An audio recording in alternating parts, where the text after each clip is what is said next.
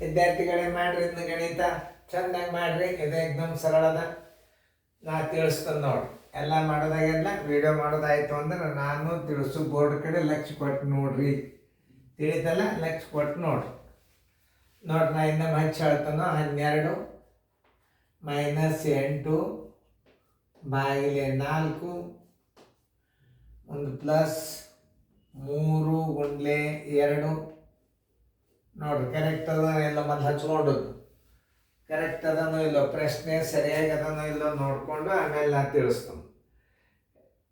Okay. ಈಗ ನೋಡಿ, ಈಗ ಭಾಗಾಕಾರ ಕ್ರಿಯೆಯನ್ನು ಮೊದಲು ಮಾಡಬೇಕು. ಭಾಗಾಕಾರ ಕ್ರಿಯೆಯನ್ನು ಮಾಡುವಾಗ ಮೊದಲು ನೀವು ಇಟ್ಕೋಬೇಕಾದದ್ದು ಇದು ಭಾಜ್ಯ, ಇದು ಭಾಜಕ. ಈ 8ಕ್ಕೆ ಭಾಗಿಸ್ಬೇಕು ನೀವು. ಇದನ್ನು ನೆನಪಿಟ್ಕೋಬೇಕು. ಯಾವುದು ಭಾಜ್ಯ ಯಾವುದು ಭಾಜಕ ಅನ್ನೋದು ಗೊತ್ತಾಗಬೇಕು ನಿಮಗೆ. ಇದು 8ಕ್ಕೆ 4ರಿಂದ 8ಕ್ಕೆ ಭಾಗಿಸ್ಬೇಕು. 4ಕ್ಕೆ 8ರಲ್ಲೇ ಭಾಗಿಸ್ಬಾರ್ದು. ಇದು ಭಾಜ್ಯ, ಇದು ಭಾಜಕ.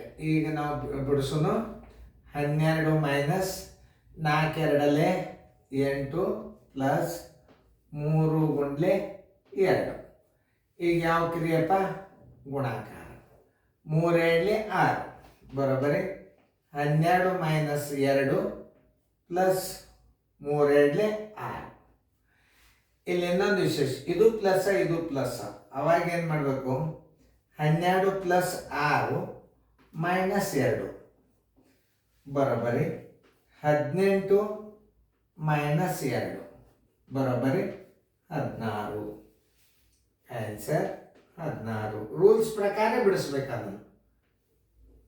ಉತ್ತರ ಸಂಖ್ಯೆ 16 ಇಲ್ಲದ ಉತ್ತರ ಸಂಖ್ಯೆ ಸಿ. ಈಗ ಇದರಿಂದ ಏನು ತಿಳಿತದಂದ್ರೆ ಯಾವ್ದು ಪ್ಲಸ್ ಅನ್ನೋದು ತಿಳ್ಕೊಳಿಕ್ಕೆ ನಿಮಗೆ ಗುರ್ತಾಗ್ತದೆ. ಅದಕ್ಕೆ ನಾ ಅದನ್ನು ಹಂಗೆ ಹಾಕ್ಯಾನೆ. ಈಗ ನೋಡಿ, ಇಲ್ಲಿ 12 ಅದ.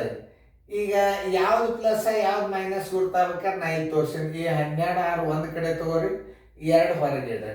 ಆಮೇಲೆ 18 ಬಂದು ಆಮೇಲೆ ಮಾಡ್ರಿ, ಆಮೇಲೆ -2 ಮಾಡಿ ಬರೋಬ್ಬರಿ 16. ನೀವು ಫಾಸ್ಟ್ ಮಾಡೋದ್ರಿಂದ ಎಲ್ಲ ಲೆಕ್ಕಗಳು ಬರ್ತಾವೆ. ಆದ್ರೆ ರೀತಿ ಮಾತ್ರ ಚೆನ್ನಾಗಿ ಕಲಿಬೇಕಷ್ಟೇ.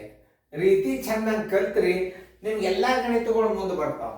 ಇದಕ್ಕಿಂತಲೂ ಭಾಳ ಟಫ್ ಅಂದು ನಿಮಗೆ ಸೈನಿಕ್ ಸ್ಕೂಲ್ ಆಗಬೇಕಲ್ಲ, ಅಂಥ ಸರಳೀಕರಣಗಳನ್ನು ಸೀರಿಯಲ್ದಾಗ ಹಾಕಿನು. ಇವೆಲ್ಲ ಏನು ಎಕ್ದಮ್ ಸರಳ ಇರ್ತಾವೆ, ಇವತ್ತೊಂದು ಮಾಡಿ ತೋರಿಸ್ತೀರಿ.